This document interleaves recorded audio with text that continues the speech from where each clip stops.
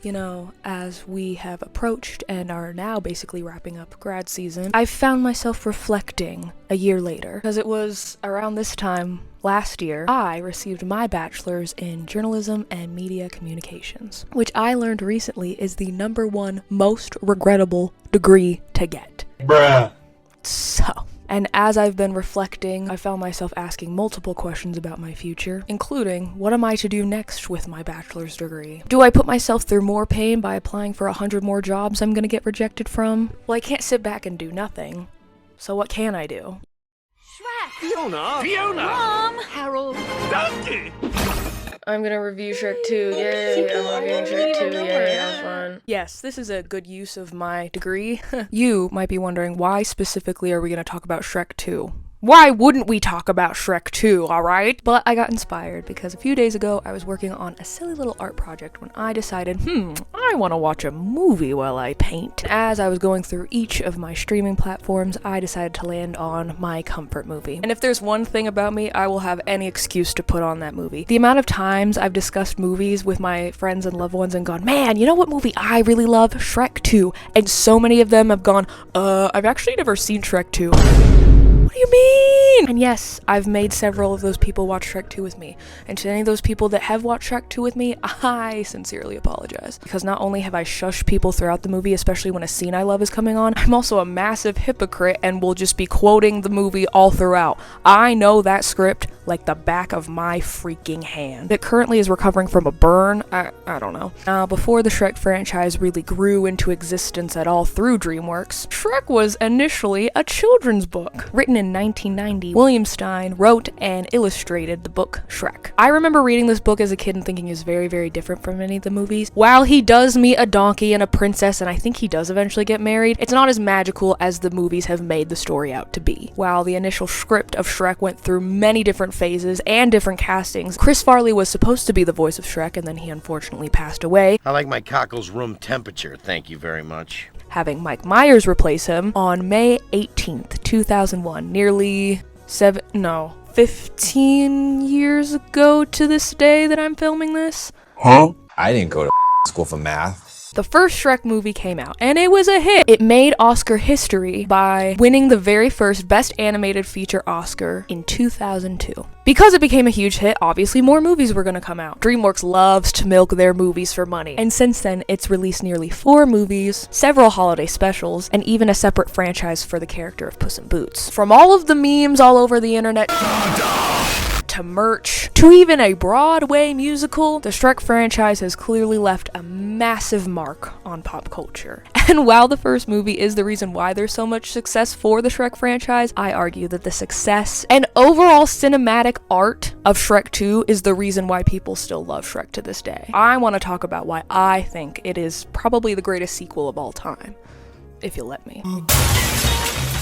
Donkey! This movie does a fantastic job not doing too much. I feel like sequels always try to really expand the horizons while not really adding much to the plot, or vice versa. This movie does a really good job sticking to the original format that works so well in the first movie. Just the fact that this movie opens up so similarly to the first one, as we're being introduced to the story through an actual fairy tale book, is a really good parallel and is sticking to a formula that works. Obviously it's a sequel, so they have to expand the world, introduce new characters, as well as thicken the plot even further. But it doesn't try to do too much, which I really appreciate. I think in some of the other Shrek movies, specifically Shrek 3, they're trying too hard on the humor while not trying at all on the plot, and there kind of really isn't much of a plot. But I love that this movie just adds on to Fiona and Shrek's story. And donkeys, don't get me wrong. At the start of this movie, we're introduced to Prince Charming, who we believe is going to be a good guy, and turns out very much not to be. He's kind of just a puppet for the main villain. As Prince Charming thinks he's about to save Fiona, he's interrupted from a very different character. Fiona? No!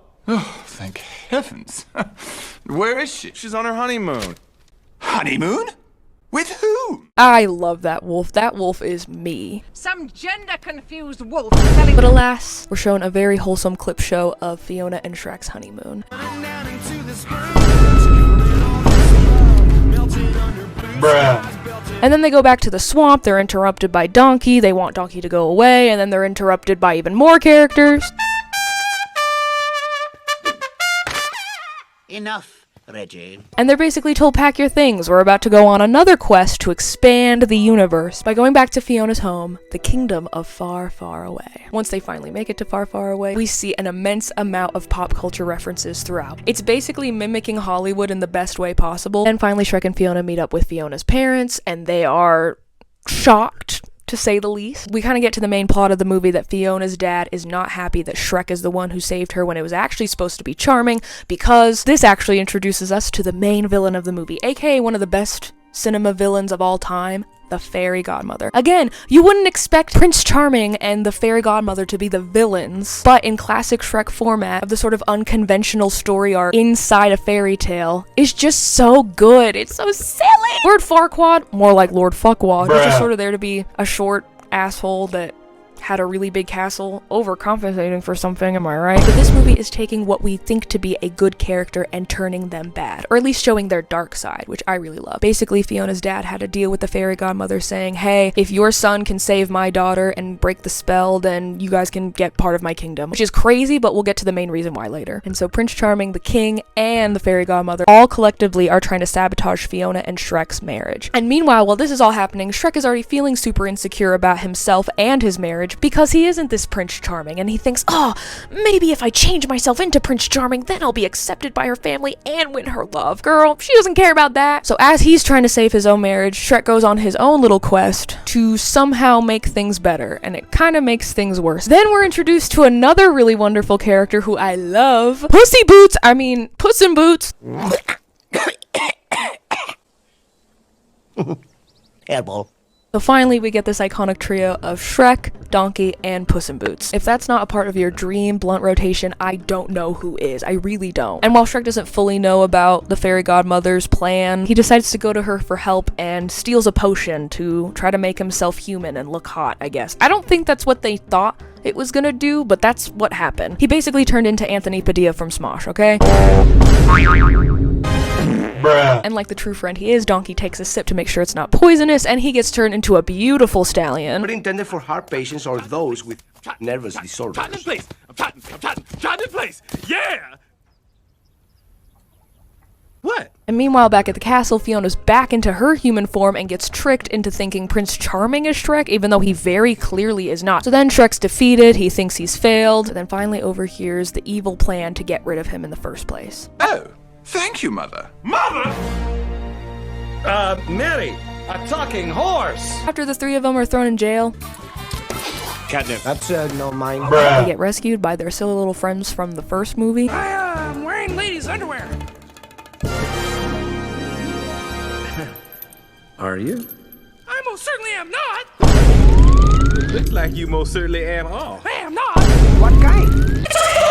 And decide, hey, let's basically make a massive Godzilla, King Kong-esque gingerbread man to help break into the castle. And as a result of all this, we get one of the best scenes in cinematic history. I toss and I turn and I dream of what I need. Hit it!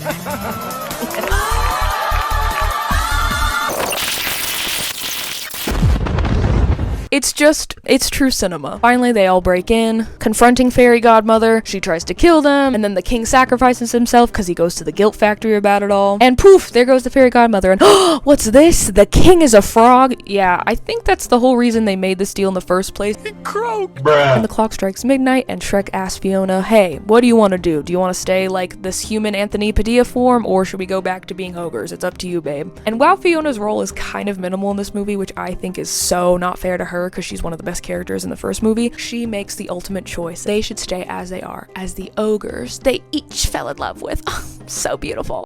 The main theme that I really love in the Shrek movies is that it's okay to be yourself. In the first movie, it's all about accepting yourself through love and friendship. In this movie, I kind of argue it's just about accepting yourself no matter what anyone else says. Yeah, you can argue that in the first movie too, but think about it. Shrek literally tried to change himself for the woman he loves just so he would be accepted by the entire kingdom. Well, mainly just the dad, but you know. Fiona reassures that that's not what she wants, ultimately showcasing the theme that you can try to change yourself for anyone and it won't matter. You should be you at the end of the day. Because it's so much better and more enjoyable to be yourself than to try to be literally anyone else. Trust me, I think that's something we all can relate to. In life, it's so much more valuable and rich to be your true self. And just the fact that this movie is really for kids and adults, I think that's a great message to learn no matter what age you are. I mean, the movie would pretty much be a dud if Shrek decided to stay a human, but we all love Shrek because he is this big green ogre, not because he's just some dude who saved a princess from a castle. Ugh. We love that he's weirdly Scottish. No one ever talks about that. Why is he Scottish? I don't get that. But who are we to judge each other? We're all just humans trying to figure it out. And you don't need to take yourself too seriously or try to impress anyone. I mean, hell, I'm wearing a Yowie shirt from Goodwill. Bruh. You think I care? You think I'm one to judge? You should do you. And while I basically gave the whole movie away, if you've never seen it, you should check it out. So am I putting my degree in the greatest use possible? I don't know. Am I having fun and staying true to myself while doing it? Yeah, I think that matters a little bit more. Sue me. Hey, thanks for watching the video, as always. I appreciate it. And you.